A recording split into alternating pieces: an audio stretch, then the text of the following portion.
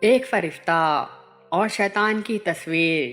کسی بادشاہ نے اپنے ملک کے سب سے بڑے پینٹر کو حکم دیا کہ ایک فرشتہ اور شیطان کی ایسی تصویر بنائے جو اس کے دور کی سب سے بہترین ہنرمندانہ اثر کے طور پر باقی رہے۔ پینٹر نے اپنی جستجو کا آغاز کیا۔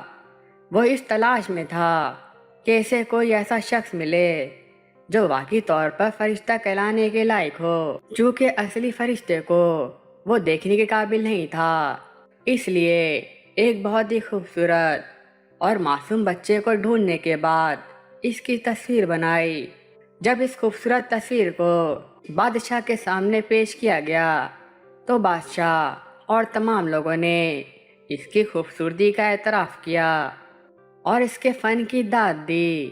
اس کے بعد پینٹر نے مختلف شہروں کا سفر کیا تاکہ کسی ایسے بندے کو ڈھونڈ سکے جو ایک حقیقی شیطانی چہرے کا مالک ہو۔ ملک کے مختلف جیلوں میں موجود مجرموں کو دیکھا، لیکن اسے کوئی ایسا شخص نہیں ملا، کیونکہ اس کی نظر میں سب اللہ کے بندے تھے، اگرچہ انہوں نے بعض غلطیاں بھی کی تھی۔ تلاش کرتے کرتے سالوں گزر گیا، لیکن اسے کوئی نہ ملا۔ 40 سال بعد جب بادشاہ نے احساس کیا کہ اس کی عمر کے آخری ایام ہے تو اس نے پینٹر کو بلوا کر کہا کہ کسی بھی صورت میں تمہیں جلد از جلد اس تصویر کو بنانا ہی ہوگا تاکہ میری زندگی میں ہی یہ کام سر انجام پائے۔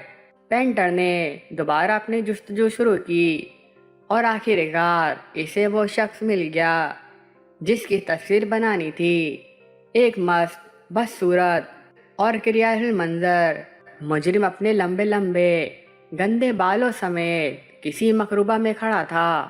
اس کے پاس جا کر درخواست کی ڈھیر سارے پیسوں کے بدلے میں وہ اسے اس بات کی اجازت دے تاکہ وہ بطور شیطان اس کی تصویر بنا سکے۔